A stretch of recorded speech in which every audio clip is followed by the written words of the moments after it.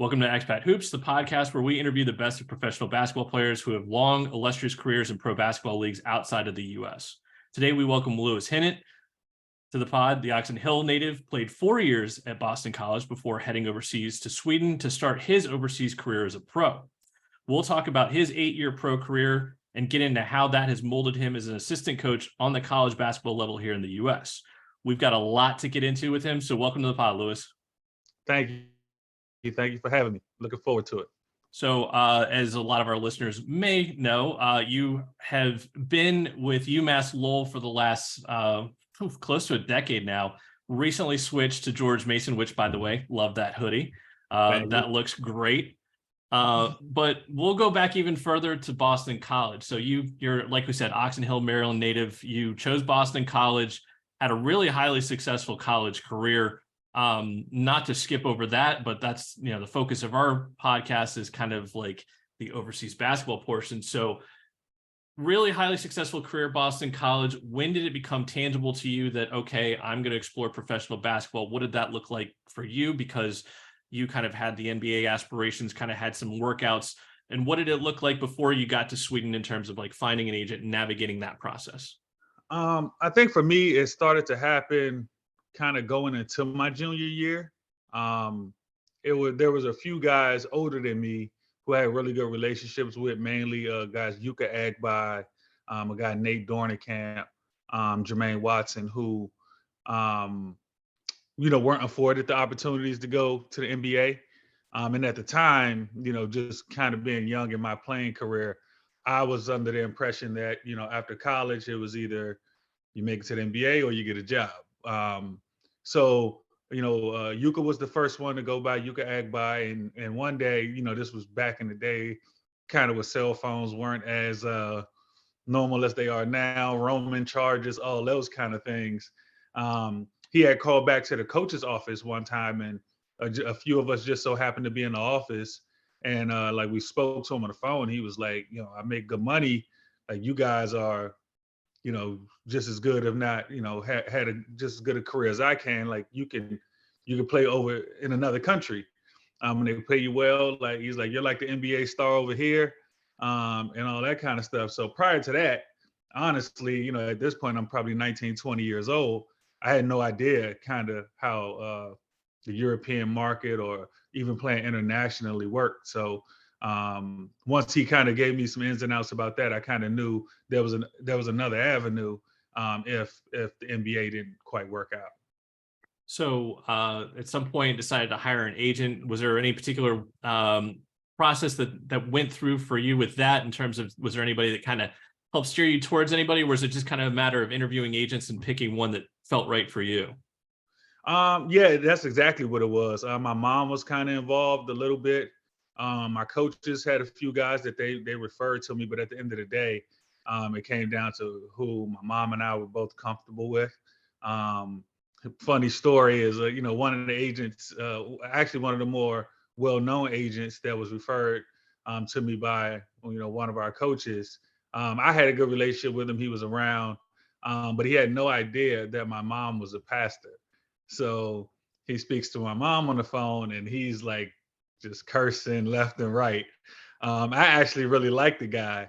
But as soon as they got off the phone, my mom called me and was like, no way you're going with this guy, all that kind of stuff. So yeah, that was just like a funny story about like how choosing agents and kind of vetting, the entire family and not just the player. He had no idea. And I knew, like, as soon as the first one that came out of his mouth, I was like, oh, this is not going to go well. Know your audience, basically 101. Exactly. So you do wind up getting an agent. As I mentioned off the top in the intro, you did have NBA workouts. So, stateside was an option for you. But, one of the things I think it kind of helps people to realize is that, there's such a small amount of people that go to an NBA every year. So the odds are pretty much stacked against you, no matter how good you are, outside of like maybe, a handful of people every year. So if you could kind of talk about that process in terms of, I'm sure, the NBA is the goal, but at the same time, when did it become like more of, okay, I've tried the NBA, it doesn't look like that's headed the direction I want it to go, and before you actually get to Sweden? Yeah, I think for everybody it's a little different, especially with um, kind of the advancement of some of the minor leagues now. The G League is now a lot better than what it was when it was the D League.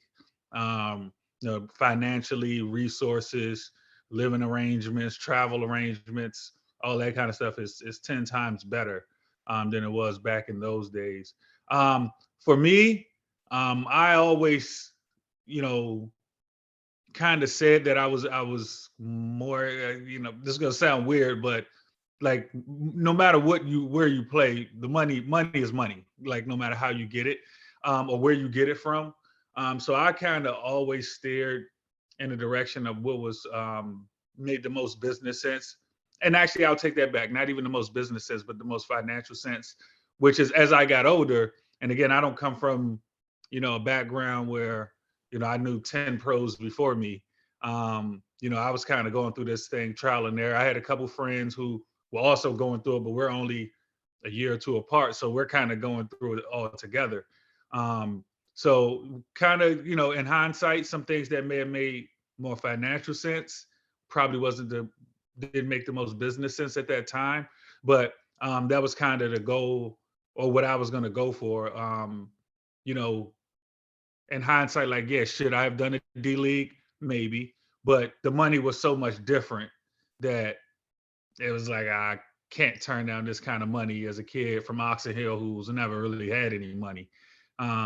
So that was kind of the route that I chose. But could have probably done some different things business wise, but I don't regret any of that because you never know how that would have turned out either.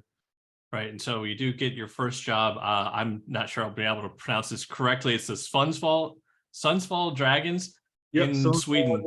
yep. And it's interesting. Club doesn't exist anymore because it went bankrupt in 2016, but it was one of the oldest in Sweden. And during that period of time that you signed on, it was kind of in the middle of a really good run in the club's career. Actually, a couple of years later, I think they signed Scottie Pippen to like a 1-game contract. But could you take us through kind of like your first year overseas? I think I saw another interview that said that you were kind of used to the cold weather climate, having been up at BC, but getting used to another culture, going to Sweden, being multiple time zones away from home. Take us through what that first year was like for you overseas. It was differently. Luckily, going over there, I had who's currently my wife. She came with me, so we both graduated the same year. She came over. Well, I went over the first month because usually when you first start out in Europe, you have a trial period. So I went over there during my trial period, had to make sure everything was okay, that I was actually gonna make the team. Once I made the team, they flew her over, and she was there with me all the way up until till we went home for Christmas. And then she wanted to get into her career as well, which I totally understood. But so that part helped me with the initial transition.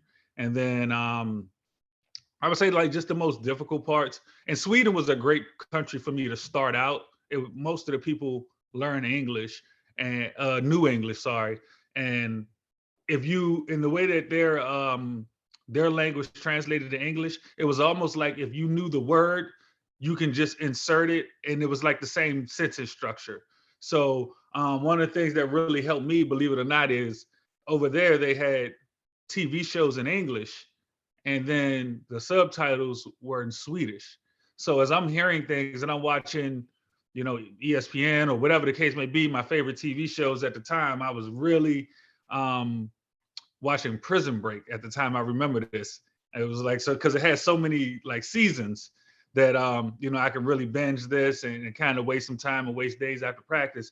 So as the words would go by, it's like, okay, as I'm hearing these things, it translates directly into the English sentence structure.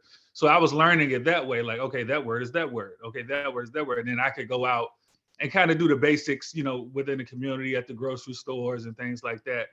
One of the biggest adjustments for both of us was just the time difference, and not like the time difference from the States, but like how fast the sun goes down in the colder months. Like once you start getting to October, November, around 3 p.m., it would look like midnight here, and on the East Coast. And then you still have to get up 2 practices a day, doing that every day. That part wasn't like I enjoyed that part a lot because there's not a lot of, as an American, not having a lot of people that especially initially, there's not a lot of freelancing you're doing. A lot of your day is revolved around being in the gym, things like that. So having 2 practices a day was great because it allowed me to occupy, a big part of the day. And then, like I said, just adjusting to the time difference and the hours that the sun's going to be out. And a lot of people were saying like try to do things to uplift your spirits because that can be depressing. I'm glad I never ran into that. Like it would have been dark so much, but that was probably one of the main things that was a big adjustment for me. And so actually your next season, you wind up going to Finland. So not too far away, another cold weather climate. Take us through what that second season was like now that you've obviously adapted well enough to Sweden. And so you're staying in Scandinavia, essentially. I will say this, Finland was a little different than Sweden, even though it was like, right across, the ocean, very short flight away. Just the ideologies, the way of living was a lot different. You're going from Sweden, where, like I said, it was pretty much Americanized, westernized. Everybody speaks English, to Finland. People may speak English, but they're very prideful about their language and their cultures as well. So they will not speak to you in English. Like if you don't understand, the Finnish language and the Finnish cultures. The weather was even colder and it gets darker even sooner in Finland. But I will say it was a different experience, going from the Sweden season was kind of similar to a college season. You're playing 30 some odd games or so. Then you get to Finland and you're playing like 60 plus games. So that was a lot, especially on my body. And that was like one of the times where like you're looking forward to like, I can't wait for the season to be over. Just because, it's not like the NBA where we have the best travel. We're going to be here tonight and we're going to fly to this city on first class and eat the best food. It's not that. Sometimes you're on the bus for a long time. You're on trains for a long time. But still, those 60 plus games have to be played. And if you're a good team, you could be a cup team. So you're playing other games outside of your normal schedule, plus the playoffs. So really, that was the one season I felt like, I'm playing like an 82 game season, like the NBA guys do. And I will be honest, like my body felt it that year. Like that was the season where I came home after it was over, and like I never needed that 2 weeks. That's usually standard after a season. Like most strength coaches and things like that will say, hey, take 2 weeks off, let your body heal. I never felt like I needed that. This year I needed it. That was the first time where I was like, listen, for 2 weeks, I'm not doing it. I'm not picking up a basketball. It was like lifting weights and yoga and stuff like that. But I wanted to stay away from like the banging and playing against other guys and putting your body through, those type of things, because the season was, such a grind. We have merch. Head over to the Expat Hoop store where you'll find t-shirts, hoodies, masks, coffee mugs, pint glasses, and more. It's one of many ways you can show support for the podcast, so head over there and pick up some merch. That link below is in the video description, or you can head over to our website, expathoops.com, and click merch. We offer a couple of different Expat Hoops logos, and we have men's, women's, and kids sizes, so you can get something for everyone. So following your experience in Finland in 2007, 2008, you spent the next few years in Hungary, where it is highly successful for you. Take us through what that experience was like, not only off the court, but on the court, because I think it's pretty meaningful what happened with that particular club, right? Very meaningful. Going from 2 relatively successful clubs, even though my second year, like they've had success, but the team was kind of decimated. A lot of injuries and things like that. And then you go to Hungary, where it was a situation where they had some success like in the distant past, but hadn't really had success in the last decade or so. The good thing about all of that is I was able to play with 2 Americans, one Calvin Watson, who went to North Texas. He was really good. We became really close friends. We were neighbors in the apartment building we lived in. We grew really close. But the good thing about being an American in those situations is we had no idea of any of the history or any of that. So while, there was chatters in the newspaper and on in the news in general about the struggles of the team And, when are they going to be able to turn around?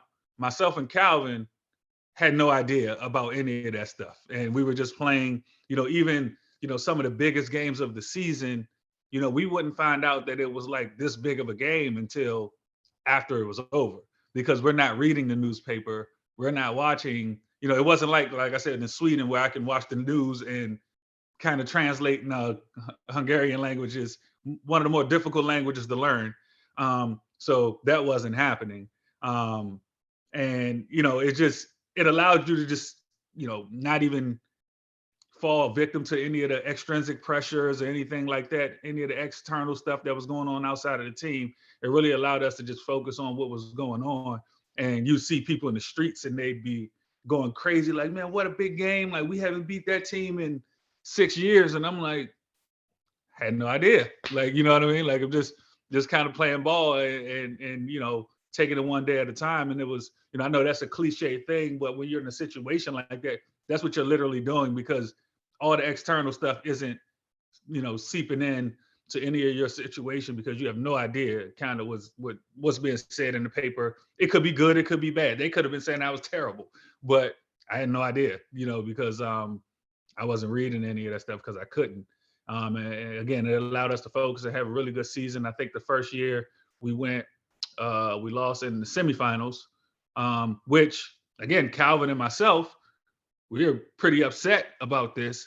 And everybody was running on the court and like, can I get your jersey? Can I get this? Like, I'm like, we just lost. And, people are like, oh, you don't understand. Like, we haven't gone this far in over, however long. I think at the time it was like 8 or 9 years.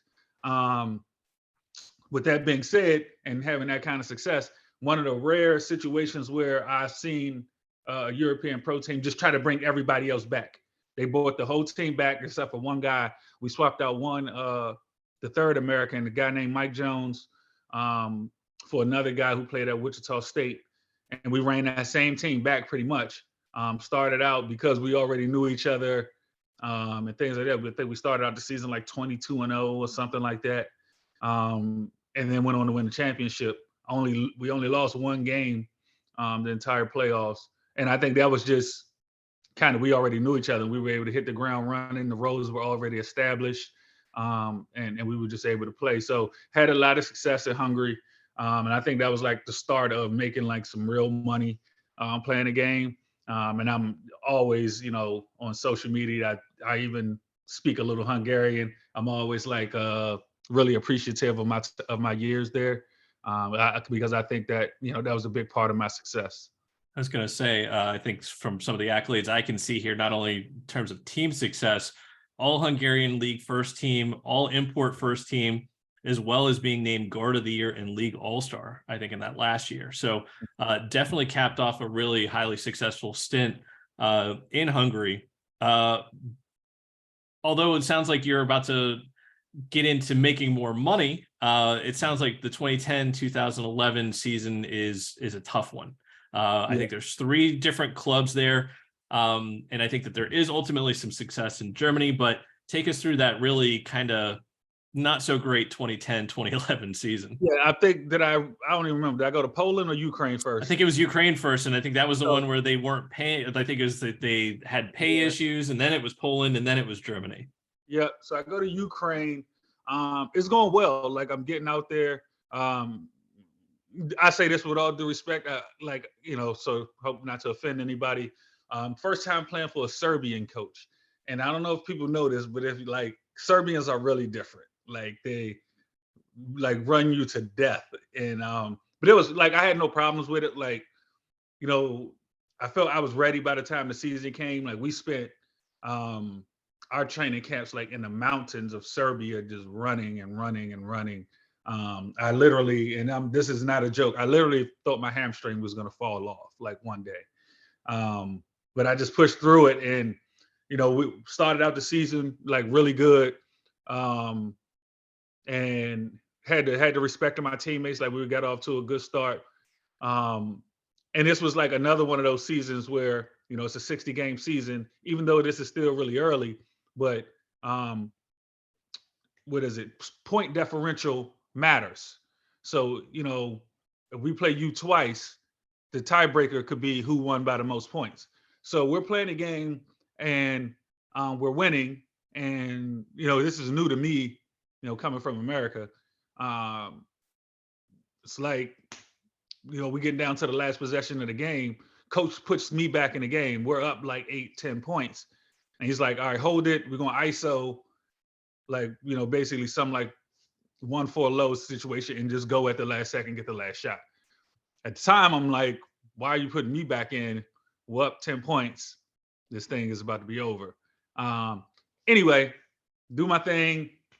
3, 2, 1, go score. I land, and I knew at that point something wasn't right on the landing. So we take this bus ride back home. I'm thinking it's, you tweak something. It's not that bad.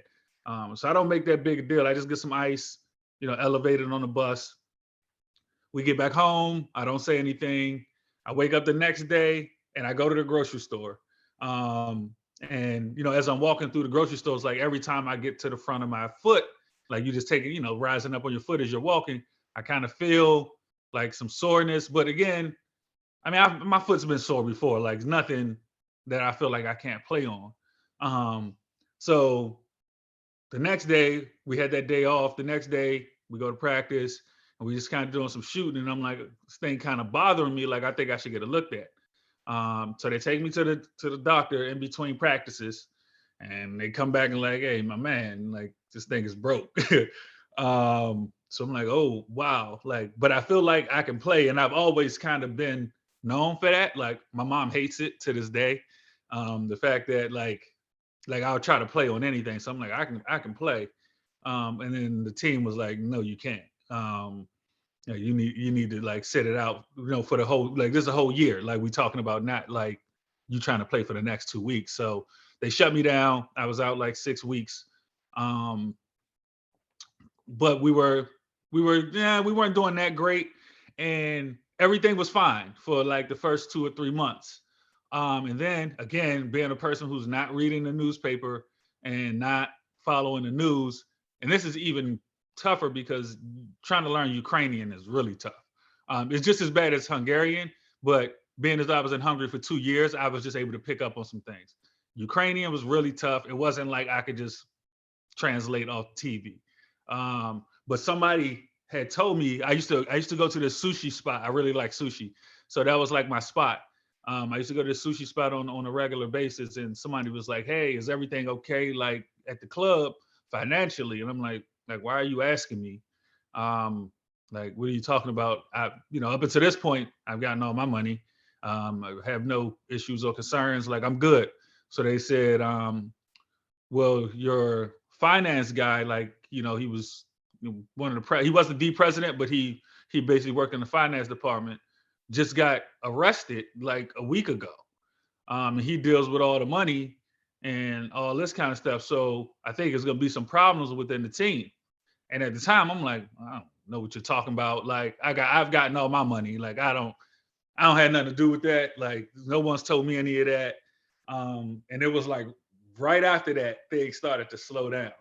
So, then I started like, instead of getting my wires, it was like someone knocking on my door at 10 at night, like, hey, here you go, which was weird because, in Ukraine, you're not allowed, like, you don't, the license doesn't directly translate over. So in that part of the world, you can't come with your American license and start driving because you can't read the signs, like it's in Cyrillics, all that kind of stuff. It's not, it doesn't work like that. So you have a driver. So I was always concerned, like, hey, this driver knows exactly when I'm here, when I'm not here. And they know they've given me lump sums of money and also in Ukraine, if you try to wire it back yourself, it's 10% of whatever you're trying to send. So it's not like a flat fee, like, in the States, it could be $14.95. Like that's the wiring fee. And Ukraine, it was 10% of whatever you're trying to send. So, let's say most people wouldn't want to send more than $10,000 because then you get flagged by the government. So if any young players are watching this, and you're trying to get all your money back without getting taxed, don't send 10,000. Don't send 10,000 or more because they're going to tax that right away, or they're going to flag you. So I'm sending like 9,000, stuff like that. And to send $9,000 is going to cost you $900. You know what I mean? And, kind of imagine that, like every time you're trying to send money home. So I have this money kind of stored up in my house, in my apartment. And I was always just concerned, like, is somebody going to break in, like while I'm gone on a road trip or whatever the case may be, and I'm going to come back to like no money. These are things that go into your psyche that should be going into your psyche when you're trying to focus on the season. So that happened. Eventually, I get my wife to come because I know we're getting close to Christmas and the money has been slow. I'm like a month back at this time. And while I would have been home for Christmas, would have been a second payment should have came.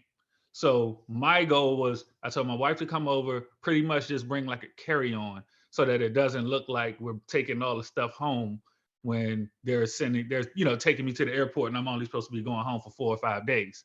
I'm like, hey, I got my wife with me, like this is some of her stuff, like, plus we have to get this money back across the border. So we do that. She comes over with very little stuff. They, as they take us to the airport, now I'm bringing my stuff, her stuff. Well, it looks like her stuff, but it's really all my stuff. And when I get back over, another payment day hits while I'm at home for Christmas. The money doesn't hit my account. And I basically told them like, hey, if I don't get my money, I'm not coming back. But I knew my particular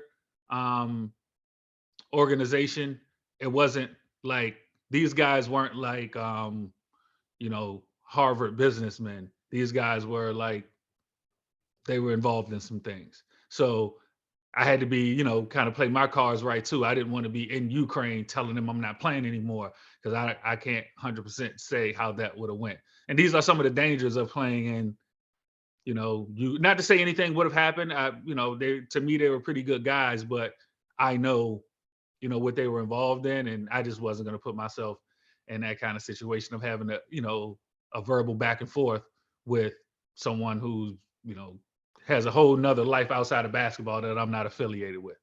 So then from that point, I picked up in Poland. At this point, I'm probably, I had been playing for a while, so I'm 6-8 weeks removed from the foot thing. And everybody had already told me, like, depending on the weather, things like that, it could hurt more one day, more this day. All of that stuff never really set right with me. But again, like I said earlier, like I'm the type, like once I feel like I can go, I'll play and just deal with the pain and all that kind of stuff. Like if I can get to the end of the season, I can take off in the summer. So I go out there in Poland. And I replaced another guy who I knew pretty well. He was a point guard at Notre Dame, Chris Thomas at the time. He was leaving and I was coming in. And first day goes well. Like I'm doing really well, playing really well with the team. I'm like, because I had those time off at home, my legs are fresh. I'm pretty bouncy. Like they're like loving me. And he was telling me like how we can win it this year, all this kind of stuff. We're halfway through the year. I'm like, all right, great. Like I'm in, they're in, like we signed the contract. I come back from practice the next day, again, we were doing like a full court drill. I got a steal. And when I went to take off, I felt it again in my foot. And I tried to finish practice. And this was like one of those, like I couldn't, like I knew it. And it wasn't even like a pain thing, but like I felt like my eyes just watered up because I knew like your season's over, like it's done or whatever. And I still tried to like just keep practicing, like maybe it's just like a muscle that'll loosen up. But it wasn't. Like, they had to take me to the doctor again that night. And I was like, yeah, it's like, actually the first time around it was a fracture. This time when they came back, they was like, it's broke. So that was tough times. I was probably back home by like March.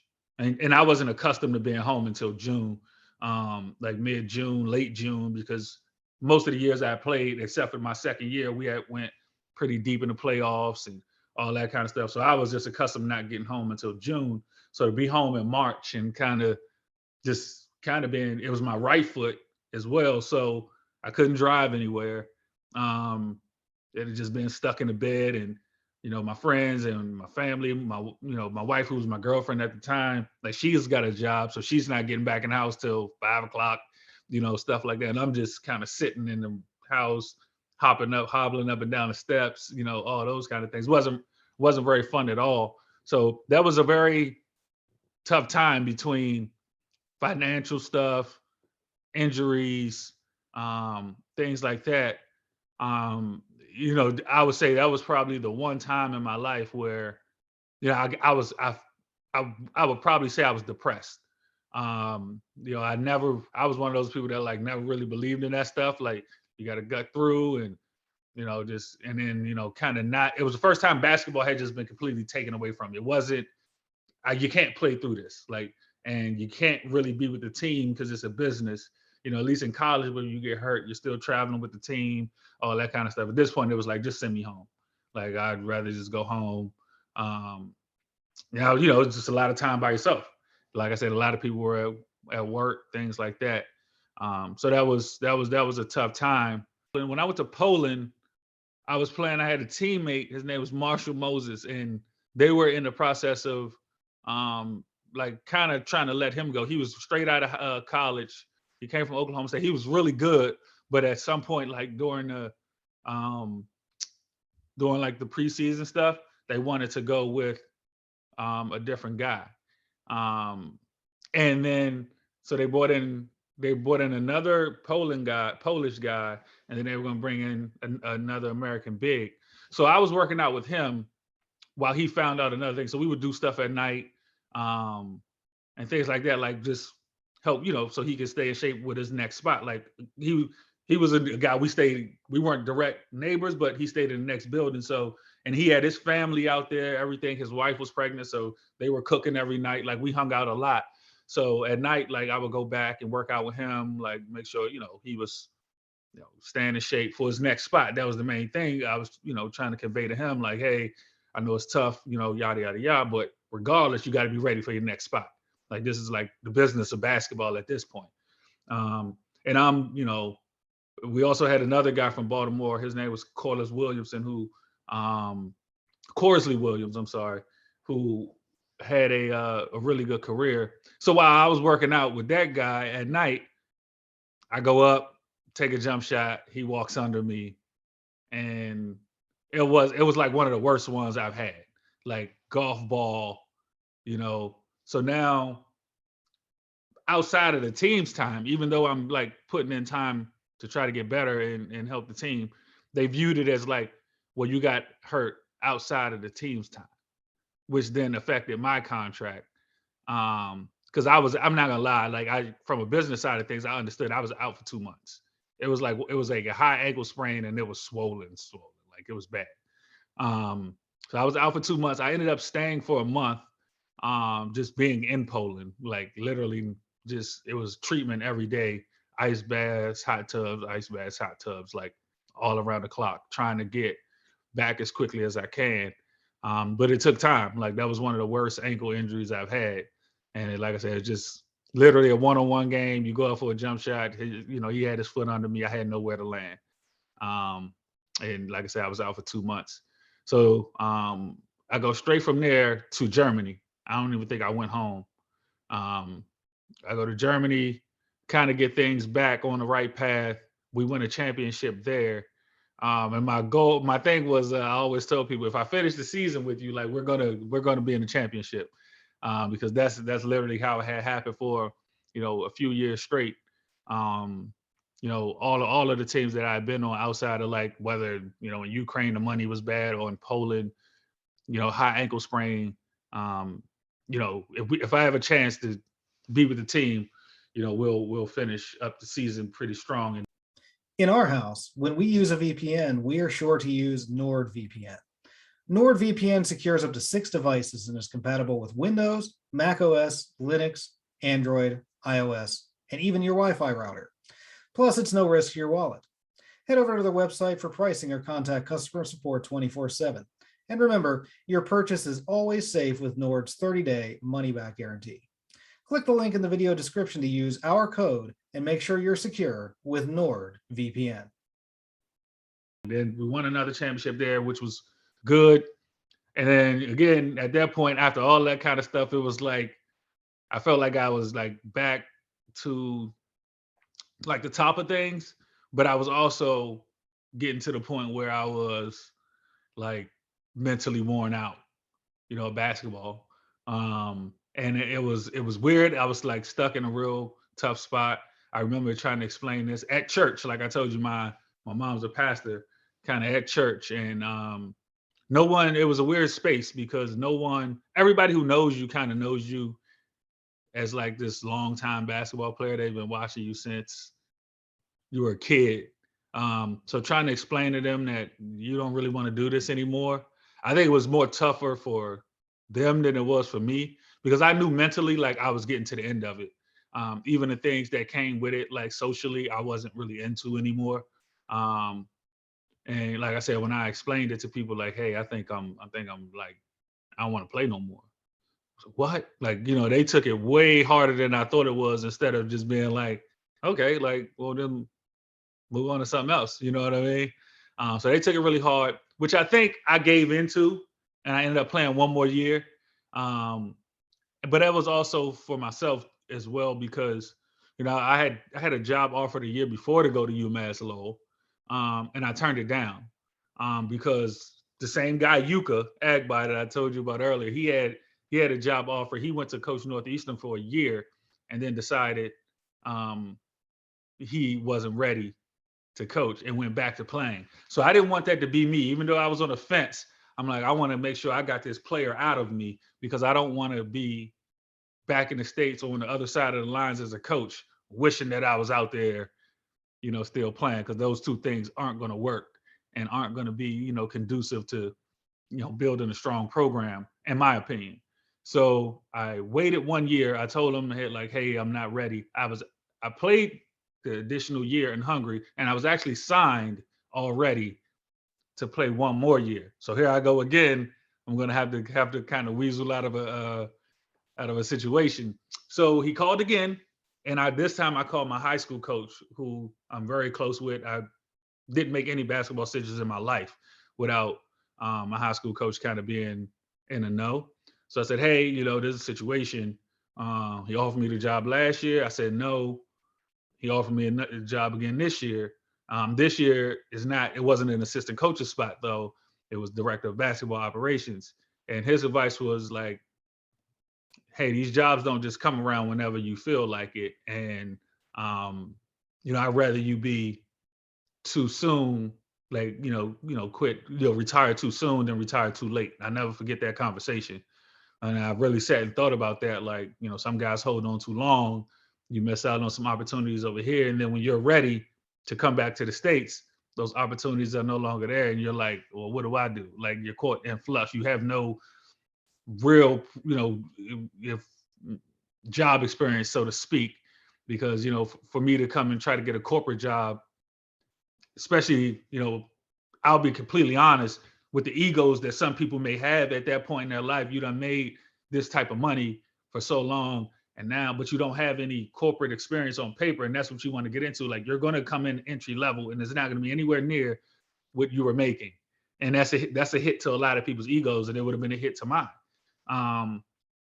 So being able to, like I said, take his words, and he was like, I'd rather you get out too soon than too late. I got back to the States. I called back over to Europe and said, hey, I'm not going to come back over. I'm done. I'm going to retire. I'm not looking to play for another team, because that was their first thoughts, like, oh, I got a better contract somewhere else. He's trying to get out of this one. So no, I'm not coming back. I'm not going to another team. I'm not coming back to Europe at all. I got a job to be a coach with a coach that I played for. He was my assistant coach at Boston College. I think it's a great situation for me to, transition out of being a player into a coach, and for somebody who's going to kind of tutor me and help me throughout the business. And I enjoyed my last season, but that was kind of how things ended as a player, and I was more than content with that. I knew I could have played if I wanted, but I was ready to give it up. Thanks to SeatGeek for sponsoring Expat Hoops. We recently became a brand ambassador for them. SeatGeek is a ticket app that takes the confusion out of buying tickets. They offer a 0 to 10 score on each ticket to know if you're getting a good or a bad deal. Green means good, red means bad. You get the idea. It's a really easy way to get tickets to events.